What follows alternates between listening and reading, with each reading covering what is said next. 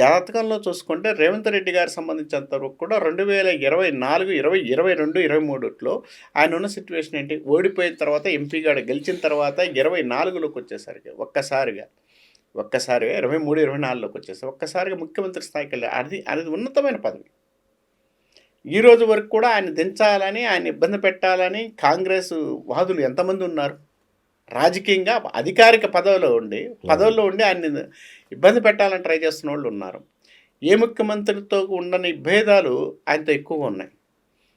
ఎవరెవరు ఏం మాట్లాడుతున్నారు, ఆయన మీద వచ్చిన అభండాలేంటి, ఆయన వచ్చిన తలకాయ నొప్పులేంది, మొన్న కూడా మనం చూసాం, చాలా విషయాలు చూసాం. కానీ ఏ రోజు కూడా తొనక్కుండా, ఇబ్బంది లేకుండా నిలబడగలిగిన నాయకుడు ఎవరంటే రేవంత్ రెడ్డి గారు. ప్రస్తుతానికి రేవంత్ రెడ్డి గారికి పాజిటివ్గా నడుస్తుంది. ఎంత నడవాలంటే అంత బాగా నడుస్తుంది. ఇంకా ముందుకు వెళ్ళే అవకాశాలు ఉన్నాయా లేవా, బాగా ఉందా అనుకుంటే మాత్రం రేవంత్ రెడ్డి గారు శాసించే అధికారం ఉందా లేదంటే శాసిస్తూనే ఉంటారు. కానీ చిన్న తలకాయ నొప్పులు అయితే బాగా పోషించాడు. ఇందాక చెప్పినట్టు కొంత ఆగస్టు కానీ ఏదో కొంత డిస్టర్బెన్స్ అయితే వచ్చి ఏర్పడైతే అవకాశం. కానీ ఏది ఉన్నా కూడా ఒంటి చేత్తో దాన్ని నిరూపణ చేసుకుని చిన్నగా ముందుకు వెళ్ళే అవకాశాలు అయితే బాగా కనపడుతున్నాయి. కొంత జాతక ప్రకారం అయితే ఆయన వెళ్ళిపోయేదాకా, అంటే ఈ 5 సంవత్సరాలు నిండేదాకా కూడా ఉండే అవకాశాలు అయితే కొంత కనపడుతున్నాయండి. అంటే ఇవాళకి మధ్యంతరం వస్తాయి, ఇవాళ వస్తాయి అని కాదు, కింద మీద అయితే అవుతారు. కానీ ఆగస్టులో అయితే ఒక గండం ఉంది. ఎందుకంటే మన రాష్ట్ర రాజకీయాల్లో కానీ రాష్ట్ర రాజకీయాల్లో ఆగస్టు గండాలు చాలా కనపడుతున్నాయి. కాబట్టి అలాంటి సిచ్యువేషన్ ఏమైనా ఉందంటే మాత్రం రేవంత్ రెడ్డి గారు కొంత ఇబ్బంది అయితే కనపడుతుంది. పక్కలో భల్యంగా ఉన్న వ్యక్తులతో తలకాయ నొప్పులు అయితే బాగా ఫేస్ చేస్తుంటారు. ఆ వ్యక్తుల యొక్క విధానంలో మీకు క్లియర్గా చెప్పాలంటే జనవరి 12వ తారీఖు నుంచి ఆయన తలకాయ నొప్పులు స్టార్ట్ అయిపోయినాయి. లేనిపోయిన విషయాల్లో తలకాయ నొప్పులు స్టార్ట్ అయ్యాయి జనవరి 12వ తారీఖు నుంచే. ఆ విధానంలో నడుస్తున్నారు ఇప్పుడు ప్రజెంట్. కానీ ఎక్కడా కూడా ఇబ్బంది లేకుండా కూడా తన మార్కు రాజకీయాన్ని చూపిస్తూ తన మార్కు అధికారాన్ని చూపించగలిగిన సముద్రం అంటే రేవంత్ రెడ్డి గారు కొంత ప్రజెంట్ పాజిటివ్గా ఉంది. ఆ పీరియడ్లో మాత్రం కొంత ఇబ్బంది కలిగించడానికి అయితే అవకాశం ఉందని చెప్పుకోవచ్చు. రైట్. ఇంకోటి గురు, మా పక్క రాష్ట్రం తెలుగు రాష్ట్రం ఏపీ, మరి ఇక్కడ పరిస్థితి ఏంటి? ఈ శని నీచంలోకి వెళ్ళడం వల్ల కూటమిలో ఏమన్నా కుంపట్లు రాజేసే అవకాశం ఉందా? కూటమి విచ్ఛిన్నమయ్యే అవకాశం ఏమన్నా ఉందా? చంద్రబాబు గారి యొక్క జాతకం, పవన్ కళ్యాణ్ గారి యొక్క జాతకం రెండు కూడా నేను పరిశీలించడం జరిగిందండి. ఈ పరిశీలించినప్పుడు 2 విషయాలు తెలుస్తున్నాయి. ఎందుకంటే చంద్రబాబు గారి యొక్క నాయకత్వంలో పవన్ కళ్యాణ్ గారు ఇప్పుడున్న పీరియడ్లో విభేదించే అవకాశాలు అయితే లేవు. ఓకే. ఎందుకనంటే ప్రశాంతంగా ఎవరి పని వాళ్ళు చేసుకునే అవకాశాలు అయితే కనపడుతున్నాయి. కానీ ముందుకు వెళతారా లేదా, ఇంకా ముందు 2029లో ఉందా, 2024లో 29, 28 అప్పుడు ఎలక్షన్ అప్పుడు మనం మాట్లాడుకున్న విషయం. కానీ ప్రజెంట్ అయితే ముందుకు వెళ్ళే అవకాశాలు అయితే చాలా పాజిటివ్గా కనపడుతున్నాయి. కాబట్టి పవన్ కళ్యాణ్ గారు విభేదించి బయటకు వచ్చే సిచ్యువేషన్ లేదు. ఎందుకంటే ఆయన సామాన్యంగా విభేదించలేరు. ఎందుకంటే మీరు అన్నట్టు అదేదో సినిమాలో చెప్తారు సమ్మోహనం చేశారా అని, అలానే పవన్ కళ్యాణ్ గారికి కానీ చంద్రబాబు నాయుడు గారు సమ్మోహనంలో ఉన్నారు వాళ్ళిద్దరు. కాబట్టి ఒక వ్యక్తి ఇంకో వ్యక్తిని గౌరవించడం కానీ ఆ వ్యక్తితో ఉండే విధానంలో ప్లస్ వాళ్ళిద్దరి జాతకాల విధానం కాంబినేషన్స్ కూడా చాలా బాగున్నాయండి. కాబట్టి వాళ్ళిద్దరి యొక్క జాతకాల్లో ఎటువంటి ఇబ్బంది లేదు. దాని మధ్యలో మనం మళ్ళాంటి వాళ్ళు కానీ ఇంకొకళ్ళు కానీ పోయి తలకా పెడతా అంటే తలలు వలిపోతుంటాయి అనమాట. కాబట్టి వారి జాతకం చాలా బాగా ఉందని చెప్పుకోవచ్చు. సో మరి సీఎం యోగం లేదా పవన్ కళ్యాణ్ గారి సీఎం యోగాలు ఉన్నాయా లేవంటే మాత్రం కన్ఫామ్గా ఉన్నాయా? కొంత టైం పడుతుంది. అంటే ఇప్పుడైతే ఆయన జాతకంలో అయితే లేవు. కొంత టైం ఒక 60, 62, 65 ఇయర్స్ కొంచెం హెవీగా టైం ఉంది. అంటే పవన్ కళ్యాణ్ గారి జాతకంలో ఒక టైంలో ఆయన దేనికి పనికిరానన్న వ్యక్తి, ఆయన చూడండి ఒక 0 నుంచి తన అన్నగారు ఉన్నా కూడా 0 నుంచి మళ్ళీ పైకి వచ్చిన వ్యక్తి. అలానే ఆయన జాతకంలో అవకాశాలు అయితే కనపడుతున్నాయి. ఎందుకంటే పవన్ కళ్యాణ్ గారు డిప్యూటీ సీఎం అయినప్పుడు సీఎం ఎందుకు కాలేరంటే అవుతారు. ఎందుకంటే ఆయనకు ఒక సీటు కూడా రాకుండా ఆయనకు నిలబడ్డ సీట్లో గెలవకుండా ఆయన గెలిచి మళ్ళీ అలాంటి తెప్పగలిగిన సమర్థులు ఎవరనంటే ఇప్పుడు చక్రం తిప్పుతున్నట్టే. ఎందుకంటే చక్రం తిప్పుతున్న వ్యక్తి ఎవరంటే పవన్ కళ్యాణ్ గారు.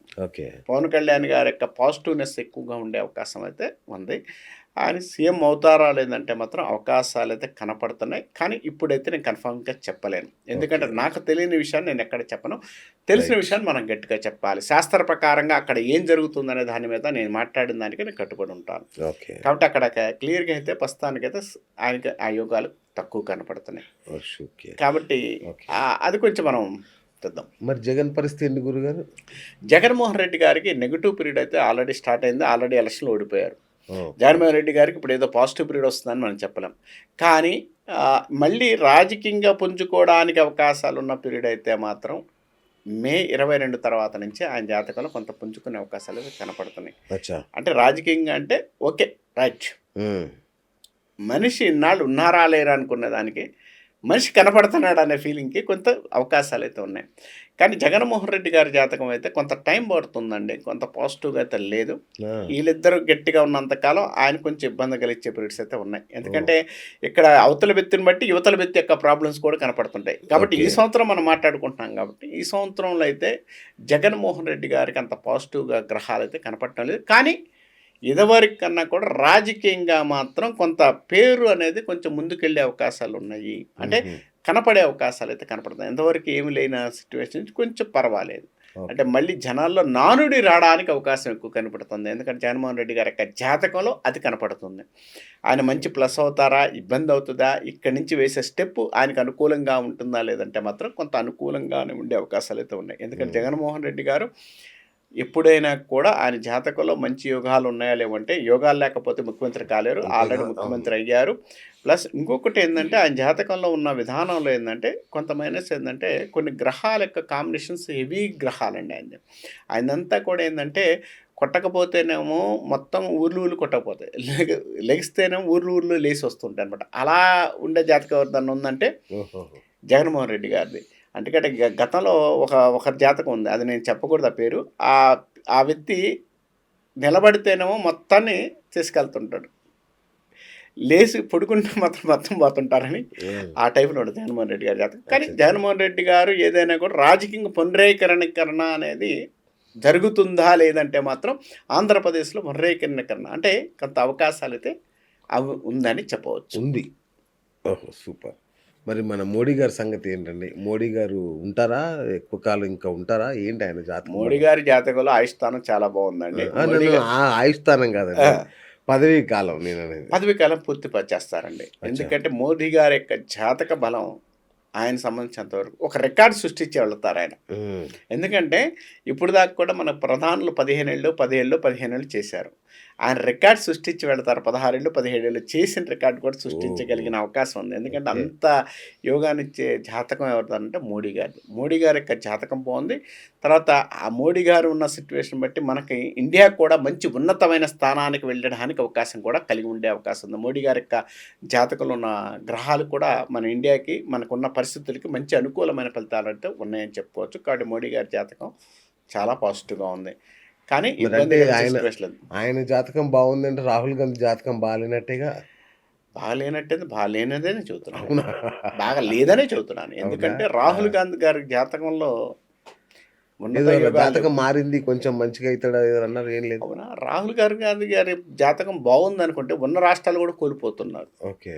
కాబట్టి రాజకీయంగా కూడా ఉమ్. రాహుల్ గాంధీ గారి యొక్క జాతకం మసకబారుతుంది అని చెప్తాను నేను. ఇంకా బాగా మసకబారుతుంది. ఉమ్. ఆయనకు బదులుగా ప్రియాంక గాంధీ గారు అలా లేస్తూ ఉండే అవకాశాలు అయితే కనపడుతున్నాయి. అచ్చా, ఎందుకంటే అచ్చా. ఆమెకి యోగాలు కొంత కనపడుతున్నాయి. ఓహో. రాహుల్ గాంధీ గారికి మాత్రం తక్కువ ఉండే అవకాశాలు ఉన్నాయి. కానీ ఆయన జాతక ప్రకారం అయితే పిఎం అయ్యే అవకాశాలు అయితే ఆయనకి జాతకంలో కనపడటం లేదండి. అది అవునా? కూడా మనం చెప్పొచ్చు. ఎందుకంటే ఓకే. ఆయన జాతకంలో పిఎం అయ్యే అవకాశాలు అయితే కనపడలేదు. ప్రియాంక గాంధీ గారికి మాత్రం కొంత అవకాశాలు అయితే ఉన్నాయి. కానీ ఇప్పుడు మనం అది ఇప్పుడు చెప్పుకునే విషయం కాదు కాబట్టి మనం మాట్లాడలేదు. కానీ రాహుల్ గాంధీ గారి జాతకంలో అయితే కొంత యోగాలు అయితే లేవు అని చెప్తాను నేను. ఓ. యోగాలు అయితే లేవు. ఓకే. ఓకే. ప్రియాంక గాంధీ గారికి అయితే కనపడుతున్నాయి సూపర్. ఫ్యూచర్లో. ఇప్పుడైతే లేదు. కానీ అదేలే. కొంత అవకాశాలు అయితే ఆమెకి జాతకంలో ఓకే, ఓకే. ఉన్నత యోగాలు అయితే బాగా కనపడతానని చెప్పుకోవచ్చు.